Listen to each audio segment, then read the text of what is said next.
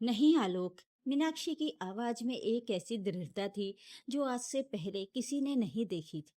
मैं माफी नहीं मांगूंगी। पिछले 3 साल से मैं चुप थी, लेकिन अब और नहीं। क्या आपको पता है कि पिछले महीने चिंटू की स्कूल फीस भरने के लिए मुझे अपने मायके से पैसे मंगाने पड़े थे? क्या आपको पता है कि घर में राशन नहीं था और माँ जी ने पैसे देने से मना कर दिया था? महीने की पहली तारीख थी। शाम का वक्त था और घर के बाहर हल्की बारिश हो रही थी। लेकिन वर्मा निवास के अंदर का माहौल किसी तूफान से कम नहीं था।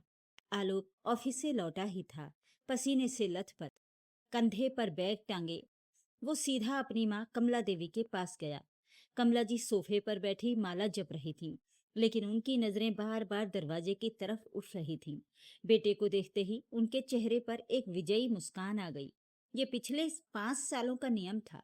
आलोक को तनख्वाह मिलती, वो घर आता और सीधे सफेद लिफाफा अपनी माँ के चरणों में रख देता। कमला जी उसे आशीर्वाद देती और फिर उस लिफाफे को अपनी अलमारी की उस तिजोरी में रख देती जिसकी चाबी उनके पल्लू में बंधी रहती थी। आज भी आलोक ने जेब से लिफाफा निकाला। माँ, ये लो, इस महीने की तनख्वाह, इसमें बोनस भी है। कमला जी का हाथ लिफाफे की ओर बढ़ा ही था कि अचानक हवा के झोंके की तरह एक हाथ बीच में आया और लिफाफा झपट लिया। ये हाथ मीनाक्षी का था, आलोक की पत्नी और इस घर की बहू। कमरे में सन्नाटा छा गया। कमला जी का हाथ हवा में ही रह गया। आलोक हक्का बक्का होकर अपनी पत्नी को देखने लगा। ये क्या बदतमीजी है मीनाक्षी? कमला जी की आवाज कांपी, गुस्से और अपमान से। बेटे की कमाई पर माँ का पहला हक होता है। तूने मेरे हाथ से पैसे छीनने की जरूरत कैसे की? मीनाक्षी की आंखों से आंसू थे, लेकिन उसका चेहरा सख्त था। उसने लिफाफे को अपनी मुट्ठी में भींच लिया और बोली, माँ जी, हक उसका होता है जो जिम्मेदारी समझता है। और अब बहुत हो गया। ये पैसा अब उस तिजोरी में नहीं जाएगा, जहां से ये कभी वापस नहीं आता। आलोक चिल्लाया। मीनाक्षी, तुम अपनी हद पार कर रही हो। माँ से माफी मांगो और पैसे वापस करो। नहीं आलोक। मीनाक्षी की आवाज में एक ऐसी दृढ़ता थी जो आज से पहले किसी ने नहीं देखी थी। मैं माफी नहीं मांगूंगी। पिछले 3 साल से मैं चुप थी, लेकिन अब और नहीं। क्या आपको पता है कि पिछले महीने चिंटू की स्कूल फीस भरने के लिए मुझे अपने मायके से पैसे मांगने पड़े थे? क्या आपको पता है कि घर में राशन नहीं था और माँ जी ने पैसे देने से मना कर दिया था? कमला जी सोफे से खड़ी हो गईं। झूठी कहीं की। मैंने कब मना किया? मैं तो बस ये कहती हूँ कि फालतू खर्चा मत करो। मैं पैसे जोड़ रही हूँ, तुम लोगों के भविष्य के लिए ही तो। भविष्य? मीनाक्षी कड़वाहट से बोली। कौन सा भविष्य माँ जी? वो भविष्य जो आपके छोटे बेटे यानी मेरे देवर वरुण के जुए और शराब में उड़ रहा है। ये सुनते ही कमला जी का चेहरा पीला पड़ गया। आलोक को जैसे सांप सूंघ गया हो। क्या बकवास कर रही हो तुम? बकवास नहीं, सच कह रही हूँ आलोक। मीनाक्षी ने अपनी अलमारी से एक डायरी निकाली और टेबल पर पटक दी। ये देखिए, ये है उस भविष्य का हिसाब। हर महीने आपकी तनख्वाह का आधा हिस्सा माँ जी चुपके से वरुण को भेज देती हैं, जो मुंबई में मॉडलिंग के नाम पर ऐश कर रहा है। और बाकी बचे पैसों से वो अपनी बेटियों यानी आपकी बहनों के लिए सोने के गहने बनवा रही हैं, ताकि समाज में उनकी नाक ऊंची रहे। और यहाँ यहाँ हम एक एक रुपए के लिए तरस रहे हैं। आलोक, आपकी शर्ट के कॉलर घिस चुके हैं, चिंटू के जूते फट गए हैं और मुझे अपनी बीमारी के इलाज के लिए 6 महीने से टालना पड़ रहा है। कमला जी चिल्लाईं। तू मेरे बेटे को मेरे खिलाफ भड़का रही है। वरुण मेरा बेटा है, अगर उसे जरूरत है तो मैं क्यों ना दूं? और बेटियों को देना क्या गुनाह है? देना गुनाह नहीं है माँ जी, मीनाक्षी ने सिसकते हुए कहा। लेकिन घर की नींव खोदकर दूसरों के महल बनाना गुनाह है। आलोक दिन रात मेहनत करके अपनी हड्डियां गलाते हैं, इसलिए नहीं कि वरुण क्लबों में पार्टियां करे। वो इसलिए कमाते हैं ताकि उनका परिवार, उनका बच्चा सुरक्षित महसूस करे। लेकिन आपने इस घर को खोखला कर दिया है। आलोक अभी भी विश्वास नहीं कर पा रहा था। वो माँ की तरफ मुड़ा। माँ, क्या मीनाक्षी सच कह रही है? क्या पिछले महीने जब मुझे कार की सर्विसिंग के लिए 5,000 रुपए चाहिए थे और आपने कहा था कि पैसे नहीं हैं, तब आपने वरुण को 10,000 रुपए भेजे थे? कमला जी चुप रहीं। उनकी चुप्पी ने सब बयां कर दिया। मीनाक्षी ने एक गहरा सांस लिया और कहा, आलोक, आज मैं ये पैसे अपने ऐशो आराम के लिए नहीं रख रही। मैं इसे इसलिए रख रही हूँ क्योंकि अब इस घर का मैनेजमेंट मैं संभालूंगी। माँ जी, आप बुजुर्ग हैं, आपका सम्मान सिर आंखों पर। आपको खाने पीने, दवा दारू या किसी भी चीज की कमी नहीं होगी। लेकिन कैश अब आपके हाथ में नहीं रहेगा। कमला जी ने रोना पीटना शुरू कर दिया। हाय राम, कलयुगी बहू आ गई। जीते जी मुझे मक्खी की तरह दूध से निकाल फेंका। आलोक, तू खड़ा खड़ा देख रहा है, ये औरत मेरी बेइज्जती कर रही है और तू चुप है।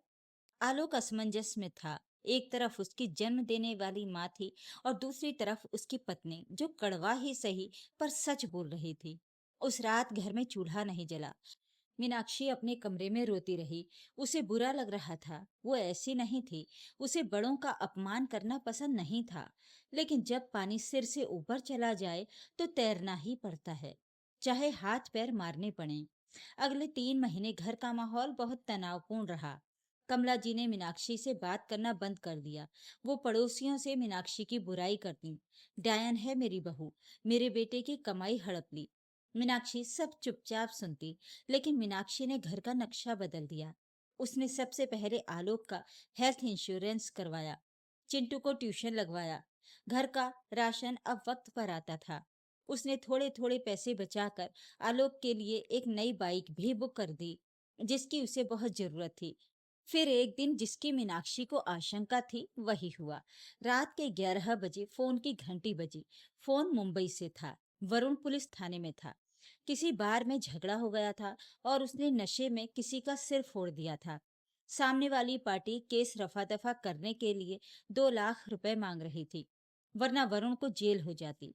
कमला जी के हाथ पैर फूल गए। वो दौड़कर अपनी तिजोरी के पास गईं, लेकिन तिजोरी खाली थी।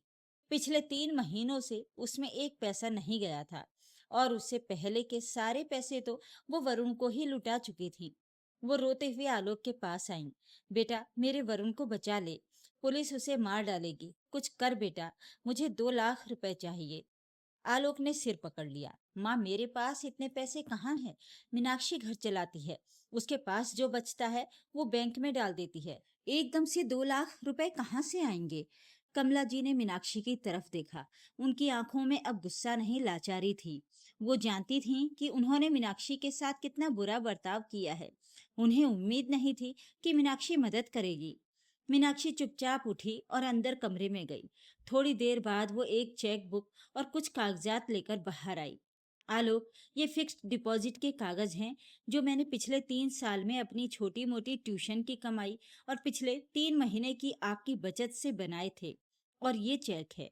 मीनाक्षी ने चेक कमला जी के हाथ में रखा। कमला जी सन्न रह गईं। तू तूने ये पैसे वरुण के लिए दे दिए हैं? उस वरुण के लिए जिससे तू नफरत करती है?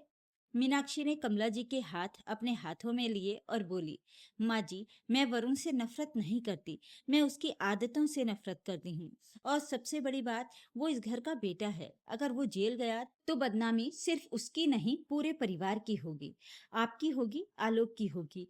मैं इस घर की बहू हूँ, इस घर की इज्जत पर आंच कैसे आने दे सकती हूँ? कमला जी की आंखों से पश्चाताप के आंसू बह निकले। वो जिस बहू को लुटेरी और घर तोड़ने वाली समझ रही थी, उसने ही आज घर की इज्जत बचाई थी। उन्हें अपनी गलती का एहसास हुआ। वो समझ गईं कि जो पैसा वो ममता के नाम पर वरुण पर लुटा रही थी, उसने वरुण को अपाहिज बना दिया था। और जिस सख्ती को वो मीनाक्षी की बदतमीजी समझ रही थी, वो असल में एक कड़वी दवा थी जो घर को बचाने के लिए जरूरी थी। कमला जी ने चेक मेज पर रख दिया। नहीं बहू, कमला जी ने आंसू पोंछते हुए कहा, अब और नहीं। अगर आज हम उसे बचा लेंगे तो कल वो फिर कोई गुनाह करेगा। उसे अपनी गलती की सजा भुगतने दो। उसे पता चलने दो कि पैसे पेड़ पर नहीं उगते। लेकिन माँ, आलोक ने कुछ कहना चाहा। चुप रहे आलोक, कमला जी ने सख्ती से कहा।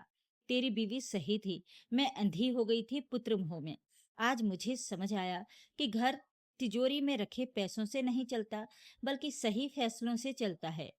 मीनाक्षी ने आज मेरी आंखें खोल दी। कमला जी ने मीनाक्षी को गले लगा लिया।